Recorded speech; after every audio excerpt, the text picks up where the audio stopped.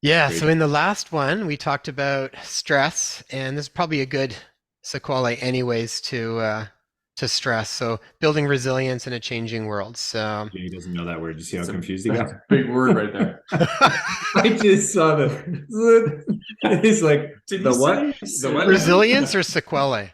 sequelae? That's it. Sequelae. Done, Jay. It's Latin, Jay. Done, It's Jay. I Latin. think that's that ape-like animal that lives out in the wild out here in Yeah. BC somewhere. That's what it So is. Yeah. no, that's Sasquatch. Sasquatch. Of course. If you're interested in dissolving the origins of disease, finding solutions to your health problems, and living a full, meaningful, joyful life, then make sure you tune in for your weekly Vitality Check. Each week, the team from Vitality Multitherapy unpacks illness and explores what it truly means to be healthy. Join us as we usher in a new paradigm in healing and take a multi-perspective approach to the myriad of challenges that we face in our modern world. Together, we will go well outside the limited box of conventional medicine and find answers and solutions that put you back in the driver's seat of your own health and your life. Buckle up, join us on this journey, and let's make sure to have a little fun along the way. All right, I think we're on. We're on. Well, yeah, I think so. Hey guys, welcome back. What Jay, are we talking about today? no Yeah, idea. we're talking I'm today. so unprepared. Yeah. I think something about resiliency, I think. Building it. The That's building right. of resiliency. The Yeah. building of resiliency. Yes, building resilience in a changing world. So, Mm, Ever changing. great. yeah, Great. so in the last one, we talked about stress, and this is probably a good sequelae anyways to stress. So, building resilience in a changing world. So, Jay doesn't know that word. You see how It's a confused he got? big word right there. I just saw the. He's like, Did the he what? say The what? resilience or sequelae? sequelae? That's it. Sequelae. Done, Jay. It's Latin, Jay. Done, It's Jay. I Latin. think that's that ape-like animal that lives out in the wild out here in Yeah. BC somewhere. That's what it So, is. Yeah. no, that's Sasquatch. Sasquatch. Of course. That's Right. so close. Close. Sorry, close. So, yes, building resilience in a changing world. So, I did an episode on this, like, gosh, probably a couple of years back. I talked about this because this was sort of something that came up a lot, I think, over the last few years around just, Did something happen? yeah, nothing big, but I think totally brought awareness to the fact that if people are unwell, they're more susceptible to having illness, which doesn't seem like it's really that revolutionary, but it did definitely brought up a lot of conversation around it because Yeah. you would see that the people that were most susceptible to getting sick were when we look at chronic illness like heart disease and diabetes and glaucoma and obesity and all of that sort of stuff, right? So if people aren't aware of that, that's a pretty big deal.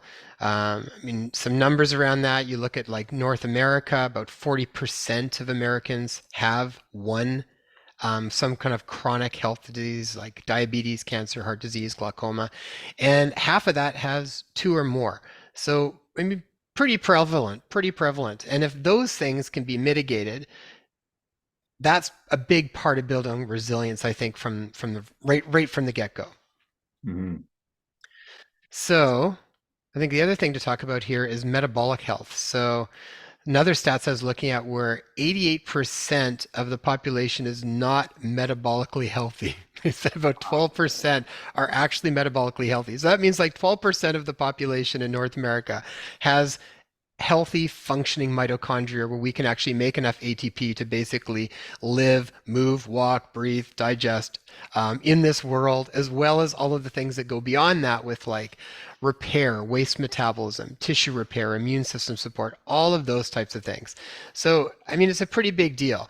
When we build resilience, we're going to build our overall health and be able to manage illness much more effectively. What do you guys see on a regular basis when it comes to the idea of resilience? But well, I think one of the things seen clinically is most people coming in, like you said, statistically before, like I would say the majority of people are at a point where they don't have much of a buffer.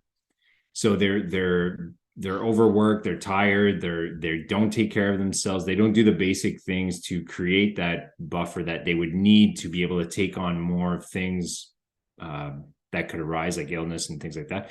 But so it's shocking that we've reached a point where there's just so much of society is geared towards still like pushing past these limits, and I think people though are starting to realize that this is not reasonable. They're quite often I find people aren't either maybe capable of putting it into words, but they're noticing all these symptoms that their body is telling them that, you know, they've gone way past the barrier of where they can recover well. So that's why they're coming in with all these symptoms. So noticing too that I always like to say that the symptom coming out is the last thing to come out.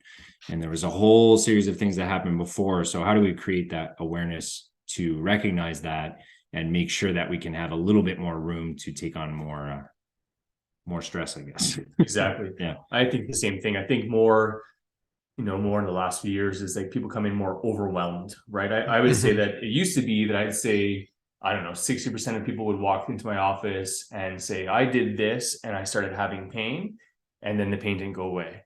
Versus now, I'd say maybe 30% of people walk in saying that. Most people now walk in with things that are just, they're not feeling well. They don't know why it happened. There was no mechanism of injury, as we say, but they are struggling to feel well, right? And you can start, as we dive into it and we get more into their whole, like we have like a lifestyle audit at our clinic where we talk about sleep and nutrition and exercise and all components of health, not just like the orthopedic exam, if you will. Our job and what we try to help correlate and correspond to them is how much all of these things play a role together, obviously, and how much their body has been telling them for a long time, but they just weren't really aware of the signs.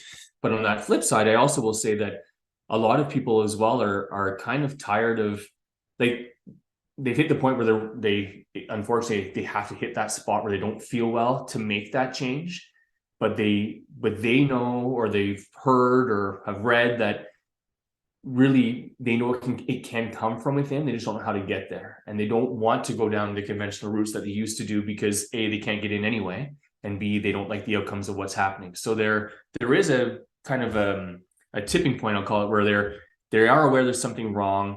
They know it's something that's part of their lifestyle. They can't quite put a finger on it, but they're ready to make that change. They just need the guidance to get there.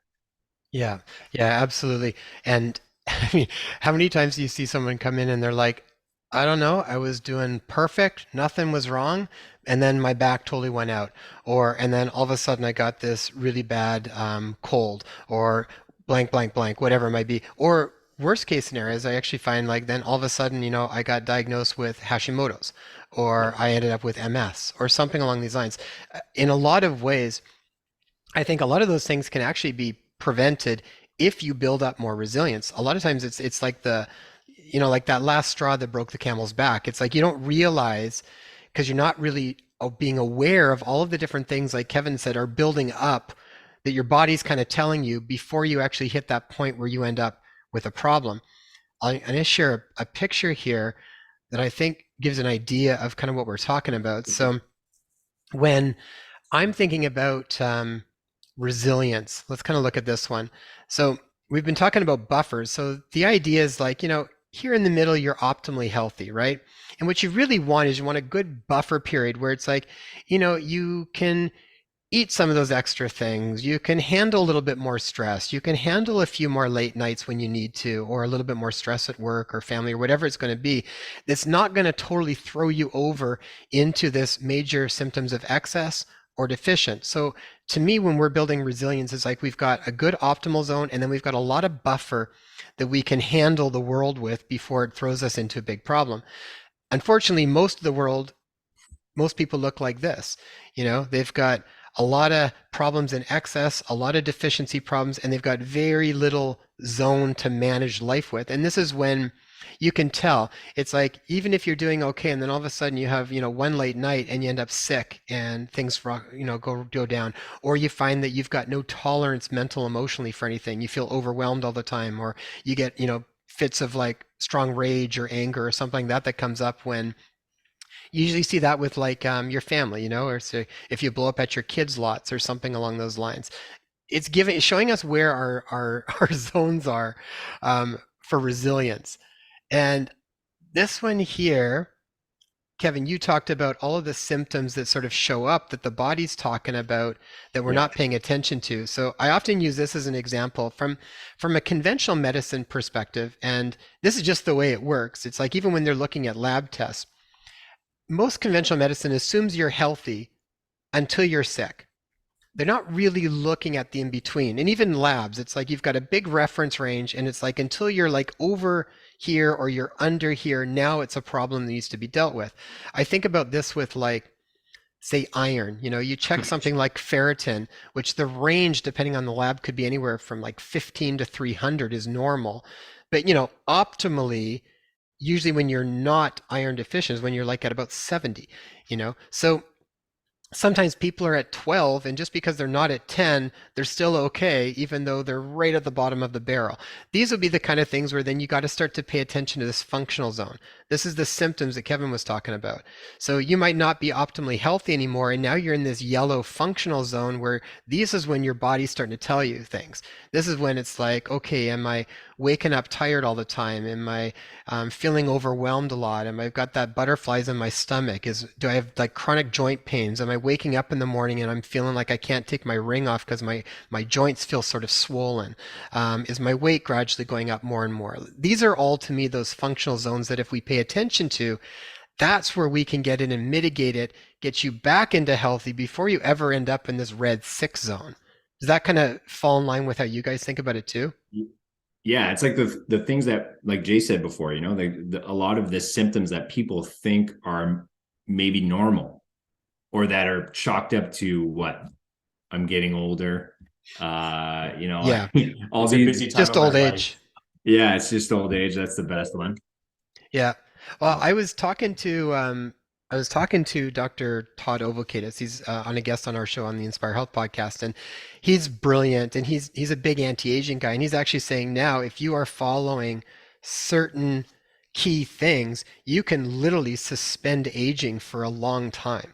And he was just given some big award through Harvard for some of the work he was doing. So, I mean, there's things that you can do, and you can even measure different markers. I've seen people where I feel like they've actually gotten younger by like 10 years just by doing the right things because metabolically they've improved so much from where they were.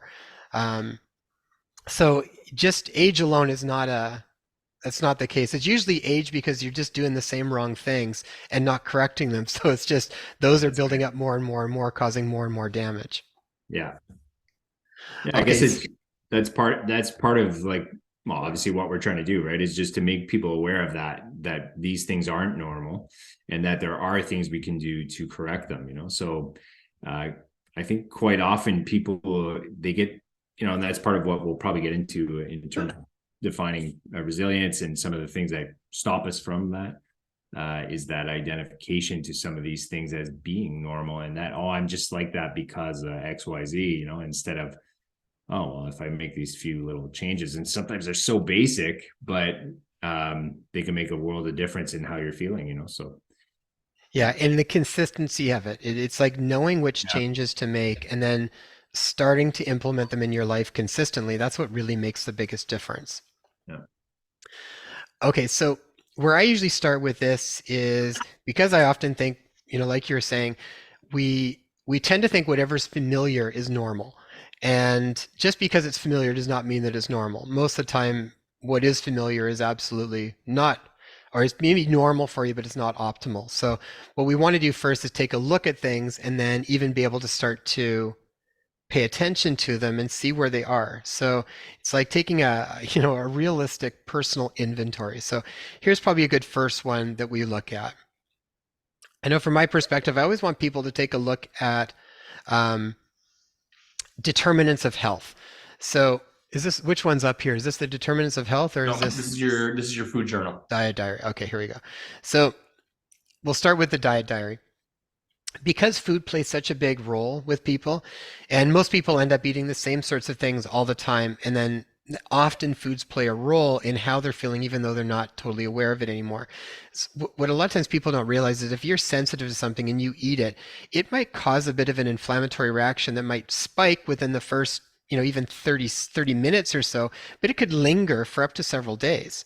And then if you're eating it again and again every day, next thing you know, you're kind of always above your threshold of inflammation. And then that becomes your normal resting state, is just constantly being kind of irritated. So I would get people to track whatever they're eating throughout the day. They don't have to have them like this, breakfast snack, lunch snack, but wherever you're eating, track what you're doing.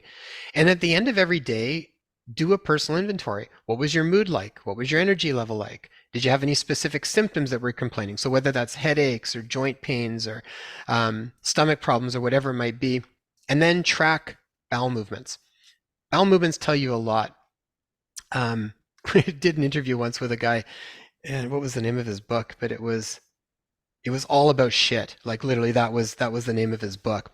And JC thesis? Could be my thesis. that's what we did our thesis in. Yeah, we did. Jay and I So- did our thesis in constipation, so we were deep in it for about 2 years. Yes.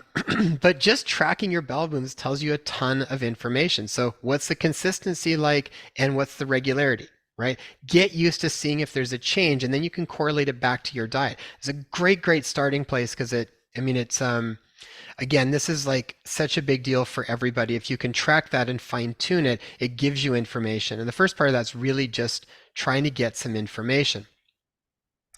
The other one that we use is determinants of health. Is that one up right now? The This is tracking. tracking my daily progress. Yeah, determinants of health. Yeah. So sometimes I think as far as what are important things to track, these are classic ones that I would tend to look at. So checking your temperature in the morning. A lot of people are subclinically hypothyroid. They got low thyroid function. So tracking your temperature on a regular basis. Now there's specific ways you can do this, but just taking a general ear or oral temperature will still give you some sort of baseline as far as where you are, and you want to be kind of up there close to around 37. Most people I find are well too low on that, like low 36s. From a Canadian standpoint, like 36.4 or 36.5, often too low. Celsius, I would just rate your energy on a scale of 1 to 10. How do you rate your energy? 1 being really bottomed out, 10 being really good. Again, number of bowel movements per day. How many minutes of movement or exercise do you do? What's your mood like on a scale of 1 to 10? What's your level of digestion like on a scale of 1 to 10? Rate your stress on a level of 1 to 10. And sleep, I do quality of sleep and hours of sleep. Get used to kind of measuring that stuff. And then we often check a first morning pH too, like a urine pH. So you can get a litmus strip from the pharmacy and check to see, just knowing how alkaline you are. You want to fall somewhere between about 6.5 to 7.5 fairly regularly, gives you an idea of your alkalinity. So those are like really simple markers. But if you just check that every day for a while, and then all of a sudden you're like, my mood seems to be hovering around a 3 like every day, or my stress levels are up at like an 8 almost every day. There's some work to do, right? What do you guys do with patients when, as far as sort of tracking some of these types of things? Well, I've definitely used the temperature chart for thyroid for sure. We did a bit of that when we studied applied kinesiology a little bit. So in certain cases, especially when people are saying I can't see my doctor till XYZ, I said, well, then let's start tracking this for the next month. At least you'll have data to give them anyways. But definitely a lot of those categories about mood and how they're feeling and what their stress levels are like. These are all gauges we use, like even some of the metagenics tests for stress levels and stuff to help with adrenal fatigue and things like that. But I guess in general, it's mostly that. For me, anyways, it's just to get a gauge, a little bit of like where they're at, get almost a picture of what the overall their mechanism is in right now, so that we can kind of see where the weak points are and make adjustments. Otherwise, like you said, if we don't take inventory of things, it always boils down to that. We need to be more aware of what's going on with us to be able to recognize, okay, well, what I thought was normal is not. So how do I change that? So unless they start getting good at noticing it and how frequent that is and what brings it on and all these different types of things, then it's a lot more difficult to change it when you have no idea why or what's happening. Yeah. Yeah. You don't know what you don't know. So Shout out to Sean Landry. Yeah, I think that's the big thing too. It's funny, you know, back when we even started implementing our there's a lot of sounds, eh? Yeah, Our lifestyle audit. And people say, well, I don't know if I should do this. I don't think it applies to me. I'm here for my back or I'm here for my shoulder. I'm like, oh yeah, it applies, you know? So I think the big thing I look at is particularly with, like I mentioned when you guys let me speak before, how many people come in like more like overwhelmed. It's the last time. So I think the big thing I try to stress to people is just carving out some time during the day to actually reflect on how they actually feel, right? So many people come in and just are running from morning to night 7 days a week with zero time for themselves. So I tell them, you know, you need to look, and we talk about sleep and eating stuff, and just to jot down basic things. It's usually that sleep, how they're feeling, just generalities, maybe not as specific in your zones for sure, but at least a baseline for that. And I talk to them often. I use a concept called the triangle of health, and I explain to them how we have like a biomechanical side to the triangle, a nutritional side, a mental emotional side. And I just talk to them about like whatever they're coming in with, how, let's say they're coming in with physical pain. I'll explain to them how that side of the triangle is not doing well. Certainly we'll address that. But then I'll kind of re-emphasize how important it is to not let the other sides collapse. So if physically you're not doing well, quite often people will snowball, right? They'll not feel good physically. So then they stop caring about what they put in their mouth, and they kind of shut down, and I really try to encourage them not to do so. That in fact, you should be doing the opposite of that, right? You should be, you know, double downing on that stuff, making sure you're not doing that to help support things so it'll bounce back that much faster and prevent more of that, you know, getting into a deficient or an excess state, because you're helping as much as you can. So those are the kind of strategies I mostly try here. Nice. And I think you said what you don't know, you don't know, and that's like a real functional medicine thing. Not that you have to test all the time, but a lot of times they would say when you test, you don't guess. And for some stuff, it is important. So when I think about so when we talk about resilience, we're really looking at all the different layers of resilience, like we've talked about before, around physical, mental, emotional, spiritual. All of those things impact. These are some of the things I think about when we're looking at what's causing this buildup, right? So early on, we were talking about some of this chronic disease that people are dealing with. So cancer, high blood pressure, obesity, diabetes, immune compromise, chronic respiratory disease. These are pretty commonplace. These are the big ones that most people are dealing with, and this is why most people are on a certain number of medications after a certain point. But what's interesting, this is like the tip of the iceberg. Those are what you see, and then you're usually on medications for. But what you want to try and get at is this big, massive chunk underneath the water, the bottom of the iceberg, as far as what are some of the things that have been there that have been building that up. And this is where we look at some of the stuff like chronic stress, hormonal imbalances. Are there underlying infections that can be in things like the gut or the teeth? Some of these things are big ones. What's your diet like? High sugar, unprocessed foods, toxic chemical exposure, unsupported belief patterns, undigested emotions, lack of sleep, excess EMF, food sensitivities, nutritional deficiencies. All of those types of things are often what I find a lot of times are underlying these other bigger problems that people come in with sort of a diagnosis. And if we can find out some of that stuff, and a lot of this stuff you can assess very accurately using functional medicine tests through saliva, urine, blood samples, all of that kind of stuff that are easy to do. But when we can approach things down here, that's what gives you so much resilience. So now you're not in this red 6 zone that's filled with inflammation and free radical load and all that type of stuff too. So from a physical perspective, those are a lot of the things I look at. What do you guys see from a physical perspective, from sort of like a structure function kind of aspect and stuff too? Well, like how does like posture affect things, and chronic things along those lines actually impact the body that starts to slowly over time cause more and more problems with resilience? Well, from a purely structural, well, for sure, obviously the stress on the system from being off, creating like different forces in the body having impacts on vascular flow, to neurological balancing, to all these fluctuations of different fluidic things in the body. All these things that keep the homeostasis of everything going in the body are so important. I have a hard time just separating physical and Yeah. mental side of things, but for sure, all the physicality part of postural stresses will have a major impact depending on where they are in the body to specific systems, and vice versa. Certain stressors in the systems have different impacts on how the structural body will adapt and compensate to allow the person to keep going. So it's like when I see that image that you just showed of the iceberg, like that's, to me, that's always like what's under the water is basically a mirror image of like what is that person not dealing with that is creating all this distress and accumulation of unresolved energy in the body that isn't helping them get back to balance.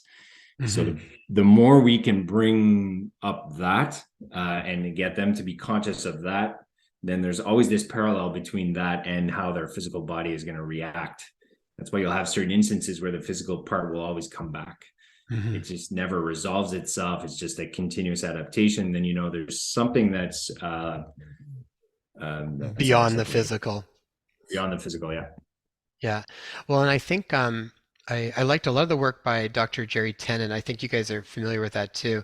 And he kind of mapped out the body, and it's basically looking at how the different fascial chains can be very much connected to the different acupuncture meridians in the body. And how he was looking at it as basically that fascial chain acts like a piezoelectric battery. So it's like every time you are moving and contracting, you're creating energy in the body. And so when you have postural imbalances, that affects those fascial chains, I think. It affects the energy flow through the body. And even in osteopathy, like scars are a really high priority to treat. If people have scars, so whether you've got had your appendix out or had a C-section or, or just like a big, scrape or something like that, those can create a lot of big issues in the body over time. So as soon as we've got scars, I find like that's going to shut down things and creates like a new fulcrum for the body to start to move around. So those are all big things that people a lot of times I just don't think they're aware of. Like they're, I mean, it was a big one even going through school when you realize how important scars are. And from Dr. Ten, he says it literally shorts out the meridian, so it's actually shorts it out where it becomes like a high priority to correct. And there are so many now. When you think of like how many women do you treat that have C-section scars? Absolutely. So massive. So common.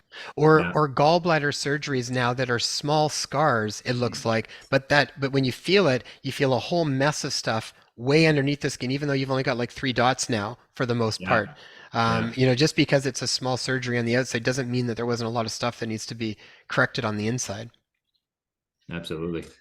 Yeah, I'd say that people, when they come in, like you have that iceberg and all this stuff underneath, like, not to totally generalize it, but that's the people that come in and to me, it's like, for sure, we talked about this last time with the ANS, right? It's for sure that their craniosacral system is just hard, dry, nothing's kind of moving, right? And the pain's moving all over the place. They're trying to compensate in other parts of their body, but it's just not working. So that's why I typically find as soon as you get onto someone, you can feel like you just know there's like an accumulate, especially when there's no onset, there's no mechanism of injury. You can just feel like that, like layers and layers and layers of just buildup that's just not moving. So you get stagnation, and what Kevin kind of had mentioned, right? You get stagnation and a lack of flow, and they tend to be like, so they're hormonal and fluid imbalances. Like they're just nothing's working, right? So yeah, that's what I usually would find in that kind of individual coming in, and then we, obviously try to talk about other ways to overcome that, to build the resilience up through, looking at their diet, eating better, exercise just a little bit. There was there's something went viral a few years ago, right? Some medical doctor did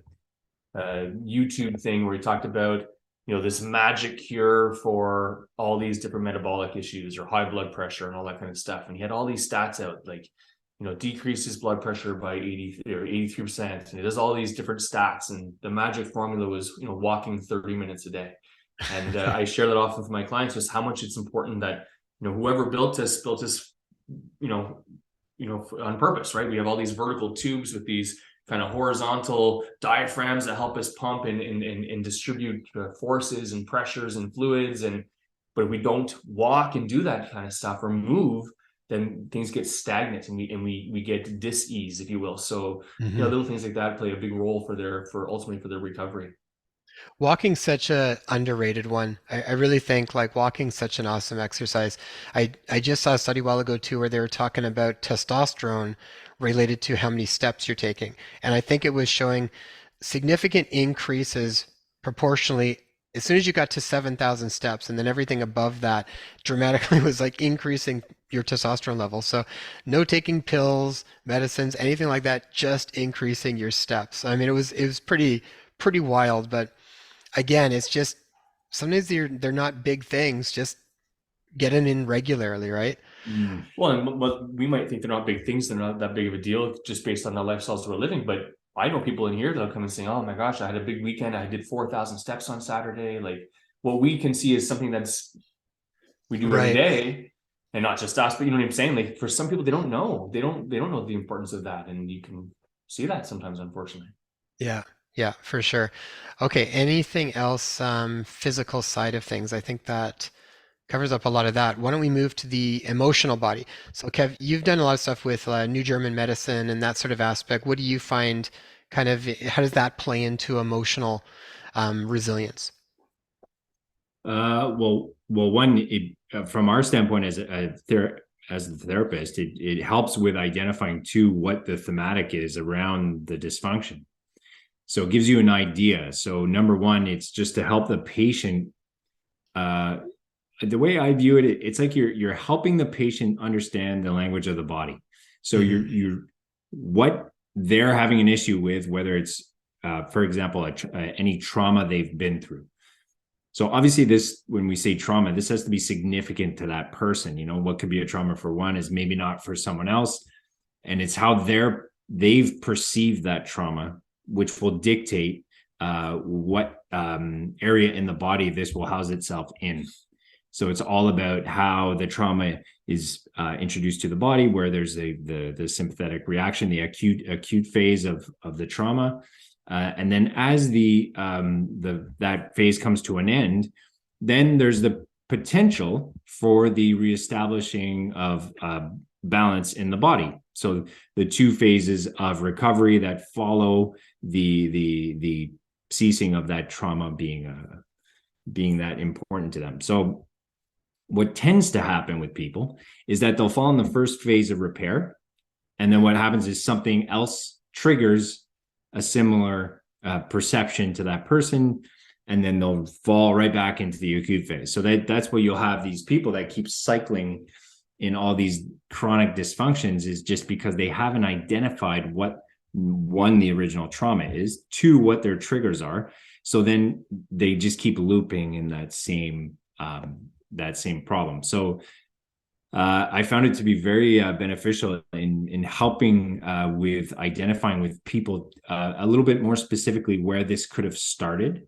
And the fun part is just trying to navigate through that and see like who can handle going there and talking about these things. But I have to admit, like I would say that the majority of patients are full on. They're the ones saying it to me before I even ask.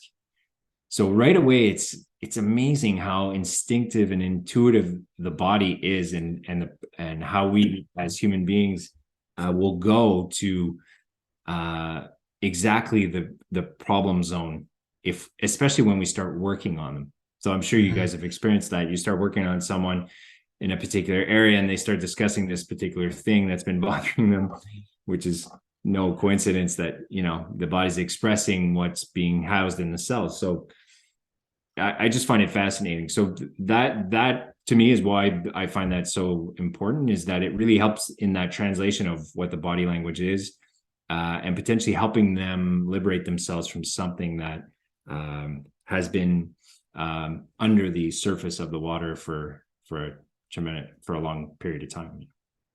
Yeah, absolutely. So It's really fascinating. And it is fascinating when you start to work with an area of the body, and then I know it's like it constantly is amazing on how much the body is really there to try to support, constantly support this transition. I think when you're in the right space where they and I think when the person is in a space where that's conducive for healing to take place, and then you're on a specific area, like an organ system or an area of the body that's housing a certain um, either trauma or some sort of conflict that hasn't been resolved, just working on that area almost starts the unraveling process of it for the person. It really is pretty cool. And like I remember, just to give an example, I remember working with a lady who came with frozen shoulder. And as I'm kind of looking at it and working with it, it's all kind of tied in with this lung meridian, right? And this sort of fascial chain that ties in with the lung meridian. And then and then she starts to talk about what's been going on over the last while. And as we're talking, then it found out like around as she, and this wasn't something she was acutely aware of before, but during the conversation, as I'm kind of working with the shoulder, she starts to talk about the loss that she had of one of her best friends, a big argument that took place, and then a huge loss and a huge amount of grief and sadness that she's been processing. And I'm like, when did that take place? And literally took place about a week before the frozen shoulder had started, about 6 months prior, or something along those lines. And lung meridian houses grief, sadness. That's sort of what houses in there. So, I mean, it really is amazing. And then you usually see some dramatic changes fairly quickly in the body when that channel actually starts to get circulating again. So yes. it's like we And with new, then the shoulder, depending on laterality, obviously right or left, yeah, is hers was on her left side. or left. Yeah, So then it's what am I as a parent, as a friend, who like it's how they see themselves. yeah. So It, if it's there was a it's bit, so cool. yeah, it's so amazing. Yeah, and I find like it's so therapeutic for people to even hear how that stuff interrelates because they know it resonates at a level of truth with them, I think, when they hear it, especially when they're at that place where they're ready to kind of work with it. So awesome. Yeah. So the emotional stuff, unresolved conflicts. And before we were starting up here, I kept talking about an interview with Jill Bolte Taylor and trying to figure out where she fit into this. But that's where I wanted to talk about with the emotions. When when we get one of the things she was talking about was when we get stuck with emotions, like the ones that we don't like whether it's anger or resentment or um, jealousy, whatever it is. She was saying biochemically, those emotions only stay for 90 seconds. So by the time we kind of make them, they sit there, they create a response, and then they break down and diffuse and go on. 90 seconds. So she said, if you can literally stay with the sensation in the body for 90 seconds, that feeling will actually dissipate. The problem is that it usually, because it keeps triggering the same storyline in the thinking, that we just keep refueling it over and over and over again. So people can literally live in like a feeling of grief or resentment for decades because the storyline keeps them going.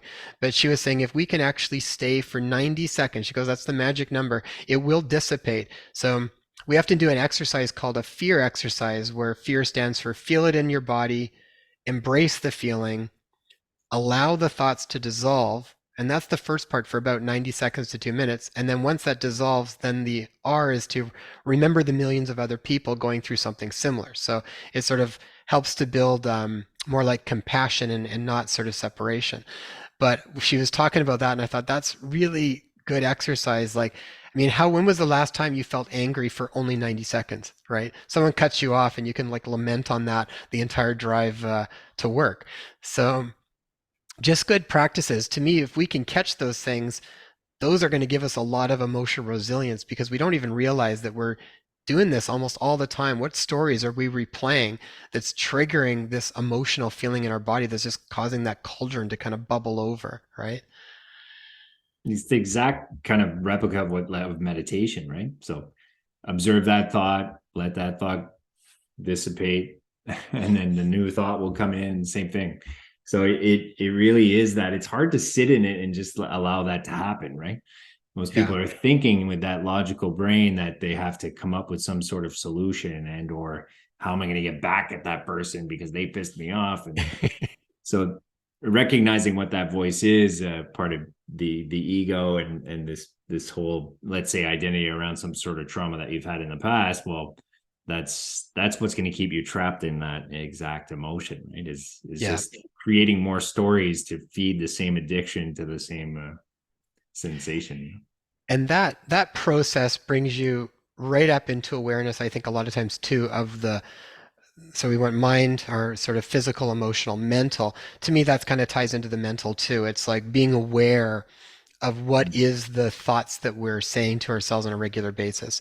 What have you guys found with that in regards? I mean, is people mental chatter usually really supportive and helpful, or is it often on the other side of that? The mental chatter. Yeah, yeah. It's not often on the helpful side, that's for sure. Off the rails. Yeah. I'm going to loop back to emotional for just one sec. The one Yeah, thing go I'll ahead. usually, because I was kept waiting, patiently waiting. Please don't. I thought we said you were cut Just off. as an adjunct on that is like, for sure we're kind of lucky being osteopaths how we have access to the fluidic body and the organs and we're able to feel, and that kind of helps bring up things. But quite often what I want to make sure I stress to my clients as well that are struggling that way is ask them what they're currently doing, obviously, to help that, right? To help the current emotional state they're in. And if they have any friends or family that lean on too, because they need that. And, a lot of studies, actually, I read a study recently, I think it's just in a regular news podcast, saying that a lot of adults these days, like middle-aged adults, particularly males, report that they do not have what they feel like they do not have enough friends, that they have a big void in their life that they weren't accustomed to, right? They had friends growing up, a normal upbringing that's called normal in quotations, married, kids, whatever, and then but they feel this void where they don't have that in their life. So I always think that's a big thing I try to bring up for someone that I'm treating that has some emotional challenges. And just obviously it's a question I think we probably all ask, right? What are you doing? What support do you use? Yes, it comes from within. We want to make sure we're building their own resilience, but at times it's nice to get stuff off your chest too. And I think it's a big part to make sure that they know how important that can be for them. Staying in touch with friends and family. I think we talked about that in the ANS. Like, Mhm. I think you mentioned that last week, right? How when someone gets sick and then they start reaching out to their friends and family, they live the life they're actually supposed to live and wanted to live all those years, but weren't doing it. How it miraculously kind of goes away. They go into remission, if you will. It's the same thing to stay in touch with people. Because that helps build like your own, whether you're aware of it or not, it's like it's building up your emotional resilience. You have a higher emotional intelligence, if you will, right? So I think that's really important as well. It's like the rat park experiments. Yeah. So like the avoidance of addiction, it's through connection, right? So we're built like that. We just need connection. That's why like what we just went through obviously was major test. such a huge impact on people's psyche and well-being, because we crave that connection, and that's what was kind of kiboshed, Yeah. Well, yeah, and not even just crave it, but it's like I think it's actually an essential part of health for vast majority of people. Some people I think can get away with it pretty well. I know, like my wife, for the most part, she would be pretty happy, I think, to be kind of living on a mountain, meditating all the time. I think that would be more her default. Wives are similar. But I mean, for most people, they really do need that support network, and yeah, I mean, we're social animals for the most part. So yeah, definitely. If I was there, Jay, I'd give you a big hug right now. So you know. I can feel it. Don't do it. What was I going to say about mental? We're into mental. You kind of bridge this to mental as well, and you're Yeah. asking how chatter is ever beneficial.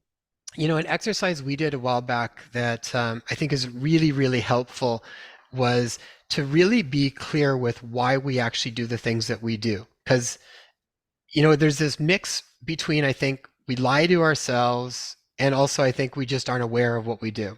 So we were doing this exercise for a while where we took a journal, and literally we had it with us like every day with us, like a journal to write, not actually typing, but writing with a pen. And whenever we would do anything, we would write down and question why we did it. So I pick up the phone and I text someone, and it's like, okay, let's stop. Why did I text that person? And maybe my first few answers are usually just more like rote kind of justification. So it might be like, I just wanted to see how they were doing. And I'm like, okay, well, ask myself again, I'm writing all this down, and I'm like, did I really want to see how they were doing? It's like, not really. Okay, so then why did I actually text them? And They owe you you kind of, 20 bucks. yeah, you kind of go through this process where you gradually kind of strip away the layers to get to the really the core of what's going on. And I think like what I find a lot, both in myself, a lot less now since doing a lot of these types of practices, but I think it's there. It's almost like this restless energy that we're just sort of staying a step ahead of. And so, you ask yourself, that's a big one, like say texting, or why did I check social media? Well, I just wanted to see if someone did that. Why did I want to see if someone did that? And you keep asking until you get to the heart of it. And a lot of times at the bottom of it, it's like either like I didn't like the feeling that was coming up, like the anxiousness feeling that I was trying to sort of do something to dissipate, or I was feeling alone, or whatever it might be. When you strip it down far enough and you get to like the absolute core of why we do certain things, I really think that puts you in a totally different position to start to make big changes in your life, because now you can address it from the fundamental truth. It's like if you ever get in like an argument with your partner and people get into these nitpicky kind of things, and you're never talking about what's really going on. And it's like if you can kind of get down to the heart of it, like, okay, let's deal with this rather than all this BS kind of extraneous stuff. Now we can really work on what's at heart there and make some real significant change. So that exercise is like a really profound exercise. And yeah, like take a journal and literally question everything as to why you're doing anything, and keep asking yourself until you really feel like you've gotten to the heart of it. And often you have to ask yourself that question like 5 or 6 times until you really get a proper answer. So that was a big one for me, is just Yeah. being really clear and questioning yourself over and over and over again. And most of the time you find you come to the same sorts of things. I'd say at the heart of a lot of it, it's like people feel alone, they feel anxious, they feel abandoned, they don't feel Unheard. loved, they don't feel heard. A lot of these are fundamental ones. And when you do these exercises, you kind of realize they're actually a lot more commonplace for everybody than you'd think they are. Yeah. Yeah, I like the journal part. That's something that I'll suggest a lot, just in not necessarily in that format. That's like, I like that being more specific like that. That's great. But most of it is just to get more of an inventory on what kind of their mental process is on a regular basis, and so that they start noticing like, oh yeah, okay, I maybe feel like this a little more than I thought I did. So it's a great way to kind of get a gauge on where you're at. Yeah, So that's, absolutely. yeah, you can get stuff rolling. Jay, anything else you want to add to that? I don't want you to be left out. Mm. No, I mean, I try to add on to people that the importance of just having a positive mindset, and that what you're carrying around and what you're thinking all the time during these time periods during the day is actually, reflected out, and you're giving that out to the universe. And when you keep giving off that energy, then you're going to get back what you keep putting out. So I try to just make them understand, or help people understand that even if you're not saying it, it's what you're saying is how you feel and how you think has a profound effect on the life you're going to live. So, we've mentioned that many years ago when people come in saying, well, I'm not feeling well, or my back's sore, but I never, it's always going to be like this. It's always going to be like this. And so we now have learned over the years saying, yeah, you're right. You're always going to have back pain. And they're like, what? Why would you say that? And I'm like, well, because every time you walk in my office, you tell me that your back's always sore, and it's always going to be. And so you have to make, and Kevin had told me this many years ago, and he was the first one, so I'll give him some credit. But and I use it, hopefully not too often, but I definitely do use that now, saying, how long have you had back pain again? Well, it's been 4 months. And how old are you? I'm 46. I said, so you had 45 and a half years of no Super back young. pain, but now you're destined to have lower back pain for the rest of your life. Like, I don't buy into that. That's craziness. I'm like, oh my gosh, like I never thought of that way. I never thought of that. And I said, and I try to, obviously we can never guarantee in our profession, right? But I try to say, listen, if there's no red flags, this is what's going on. You've never had a big injury before, but you have to understand, yes, we're going to treat it physically, but the mental component is so big on that.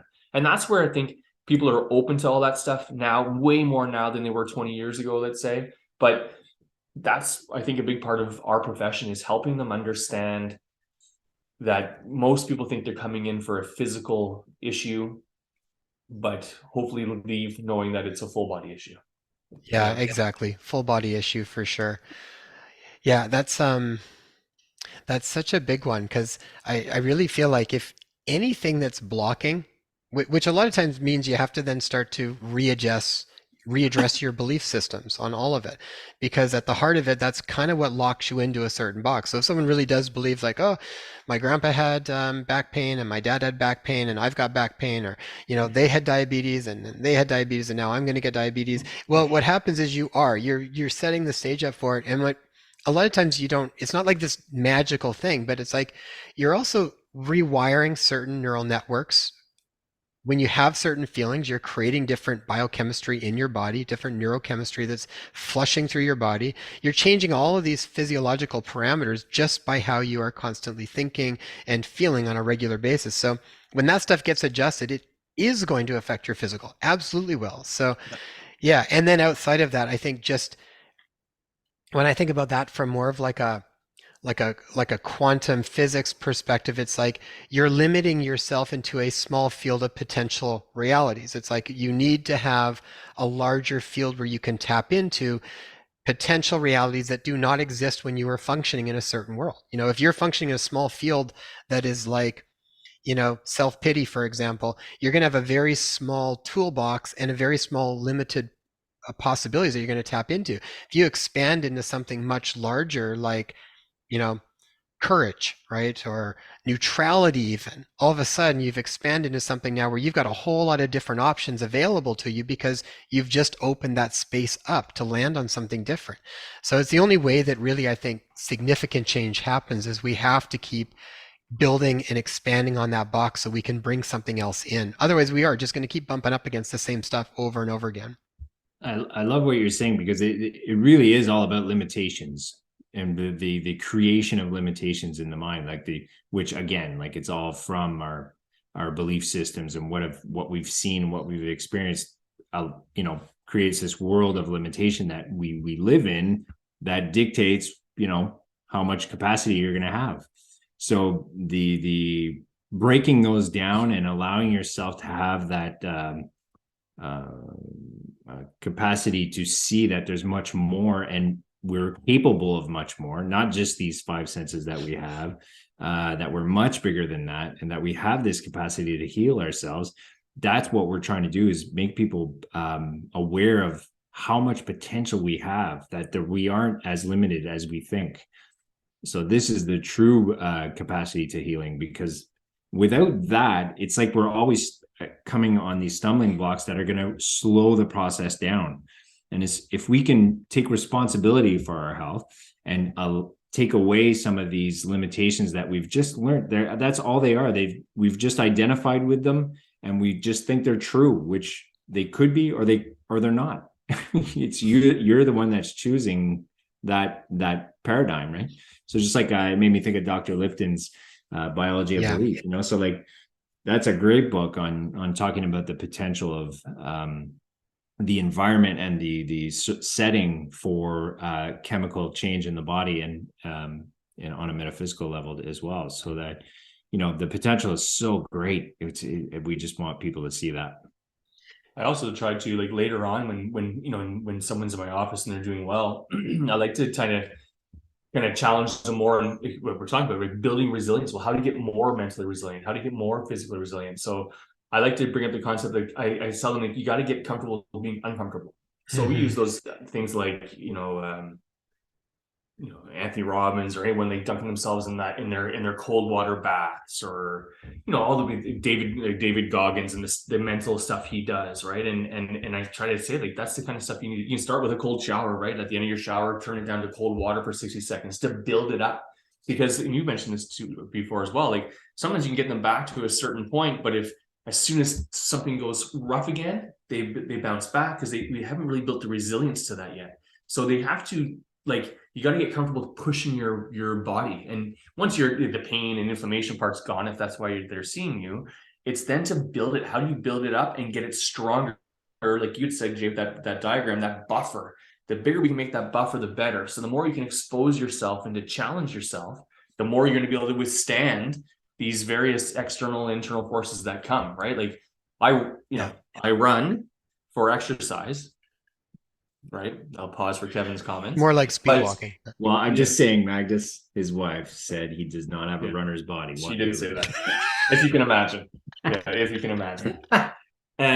And it's funny though, because in my head, I'm running too, and I'll call it like shuffling, like Yeah. A fast a shuffle. moderate pace shuffle, right? It's like But speed I will walking. be in my head saying like, I'm trying to do whatever, and I'm trying to get to 10K, or I'm trying to get to whatever speed or whatever rate, and in my head, I'm like, there's a lot of mental chatter, right? A lot of mental chatter.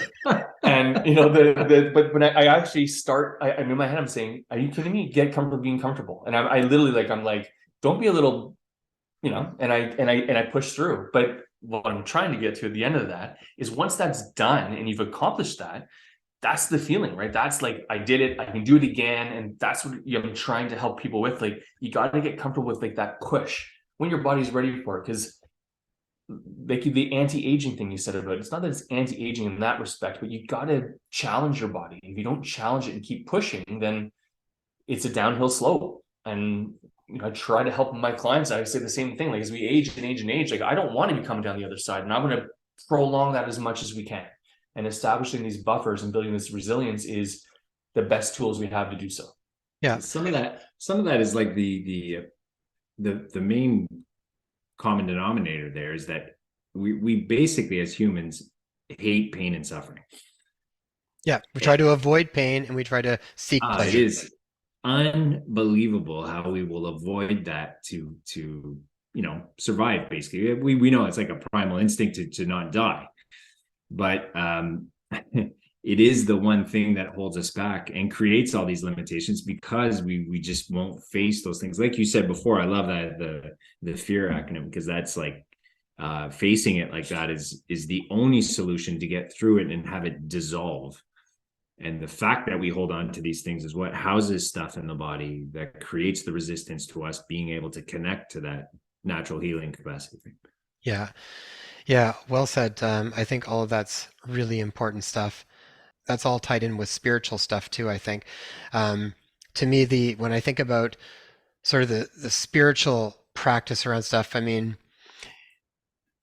to me, it's like an outlook. It's like, are you incorporating those aspects into your life? Because I really feel like the more that we incorporate whatever that is to us, whatever spiritual means to us, whether that's, time in church, or whether that's time in nature, whether that's meditating, I think ultimately it's finding that quiet within ourselves, because I feel like it's during that quiet, that's like a still point, that's like where your body reorganizes everything. I think there's so much healing that just happens from literally nothing happening, right?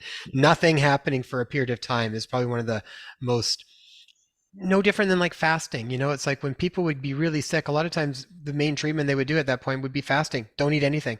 And you could have like some pretty spontaneous healing that would develop.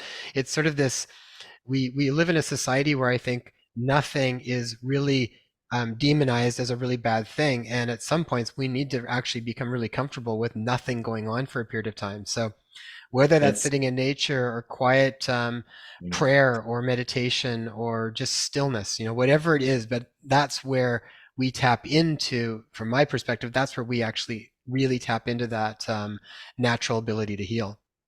it's so true what you're saying. It makes me think of like listening to something Ram Dass giving a lecture at one point, talking about just enlightenment and all the experience with the yogis that he did and all that stuff, and it always starts with what? Diet. And diet in term, not so much, it was fasting basically, right? So it Mm-hmm. was like exactly what you're saying. Then the simplicity of living, not doing anything really. It's just the observation of and the detachment from all these things, right? So it in Which is, essence, it's a lot more simple than we think. It's just, yeah. it's so difficult because how could it be that basic? Yeah. Right? Well, and we're so bought in that we have to put in a lot of work to make Yeah. something happen. And I really do think, I mean, it doesn't mean that you don't do something, but this is where I really think it's like, it's in the stillness where you get the insights and your personal instructions that kind of surface that then guide you much more specifically on the action that you want to do. And then you're kind of more inspired to do it rather than trying to make something happen. So, Mm. I remember talking to Dr. Amit Goswami, who was He's a quantum physicist, and he was one of the main physicists that was in that movie What the Bleep Do We Know way back when. Yeah. That was really pretty cool movie if you haven't seen it. As far as just kind of talking about even what we're talking about with how this stuff all works and breaking out of your box around stuff. And he was talking about, he would say the practice is doobie doobie doobie doobie do. That's what he would say. It's like you've got to do, then you have to be, and then you have to do, and then you have to be. So he's like, you're in the world doing stuff, but then you have to be slow everything down, find that stillness, be in that place of beingness where then you get the divine insights that then direct you for the next doingness, right? And so he said some cultures are very do. He goes, North America is a very do culture. We don't have a lot of be. We're just like do, do, do, do, do. And he goes, and then other cultures are too much be. He said, like, where he comes from, he said, like India. He goes, it's hot and nobody wants to do anything. And so you kind of sit there, but then you don't get as much done. So it's like you really have to have this back and Hmm. forth balance. So I think about that as well as how do you balance that out? And if you really like go, go, go, go, go all the time, you're not going to tap into any of that stillness that I think is what really allows us to connect to what is most important for us. When you slow that down, you will get insights, you'll see synchronicities, different things like that open up to you that I think actually guide you in the direction that you are probably supposed to be moving in. That's when we hear the messages from the body too. It's that equanimity, right? Bringing Hmm. that being, that calmness into the chaos of doing, right? Yeah, that's the challenge. It's always it because even as like personal experience of like going and doing retreats and doing ayahuasca and things like that, where you can have these experiences of connectivity and connection, where you sense the connection of everything, the oneness, the non-separateness of everything, and then you come back into this, and then you slowly start to feel it dissipating. So how do you bring that idea into everyday living, right? And Yeah. I guess like using every opportunity you have as to practice that, Yeah, is and one. sometimes it's just like carving out the time to get some Yes. kind of, I think it's also reprioritizing. If we want to, then we have to kind of restructure stuff a little bit in our life, and that's I think where, that's where the rubber meets the road. That's the hard part is what part of your life are you going to start to make some adjustments with so that that becomes more of a priority. Yeah. No different than anything, it's just really reprioritizing and then figuring out how you're going to do it. And ultimately, I think when we arrive at a place where it is important, then we do make the change and then we do implement it into our life. Otherwise, I think we're kind of on that cusp of kind of knowing it's important, but we're not quite at the place where we're ready to put it into action yet. So, Yeah. but Yeah. hopefully, hearing stuff like this inspires people to want to try stuff like that and change it up a little bit and see how it works. Hopefully. That's what we do, right? That's what we're. I think that's one of the great parts of our job is to just open people up to different possibilities and understanding how they're living and where can we help and intervene and help them find that balance, right? Because unfortunately, that's the majority of people coming in are not balanced, right? We are the do and it has to be me time. We talk about that all the time. I talk about that all the time. I find like mothers are probably the worst, right? Because they put themselves last. Their kids, their husband, their work, everything's in front of them.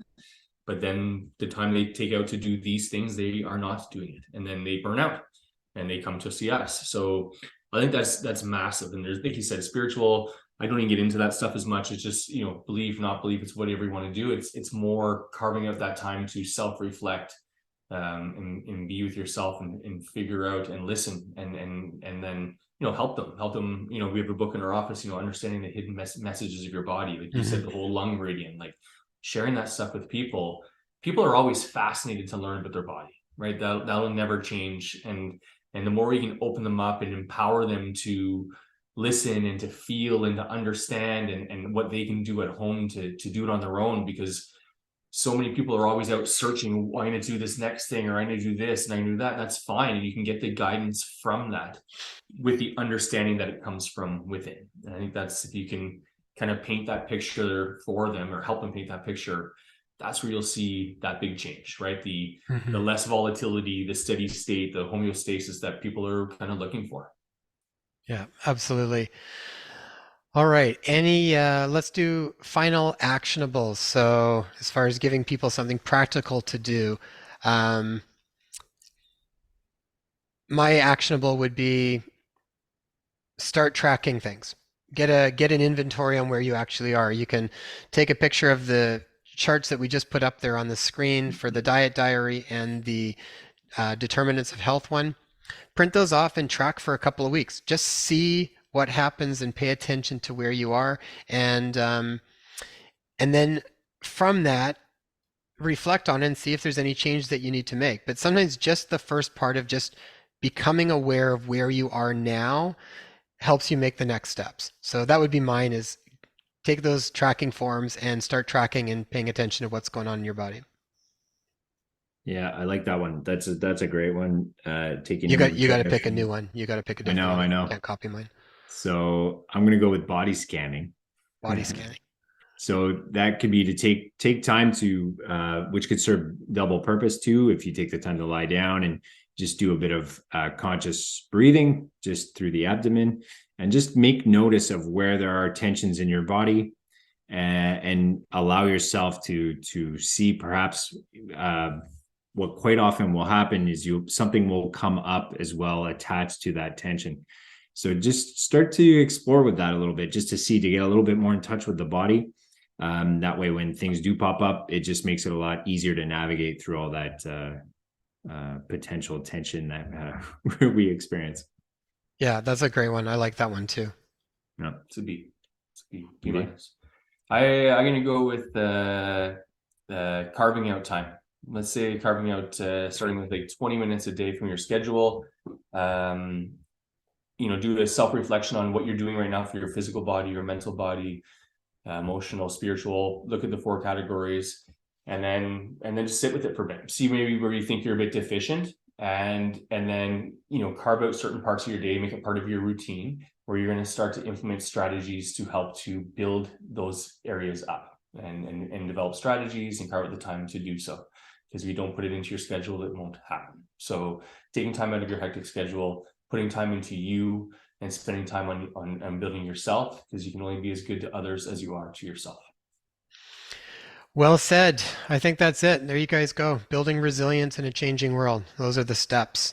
So write us in, let us know how that goes. And if this is helpful for you, then please share it with other people if you think that they would benefit from it as well. And hit subscribe, hit like. We'll keep trying to put out as much content, and give us ideas. If there's things that you want to know more about, write us in, and let us know what topics you would like to cover more. And we'll probably set up some live ones too, where we'll actually field questions. So if you've got specific questions, send them in, and then we'll do some episodes where we'll just field your questions and try and get as many answers as we can for them. Awesome. Beautiful. All right, guys, until next time. Take care.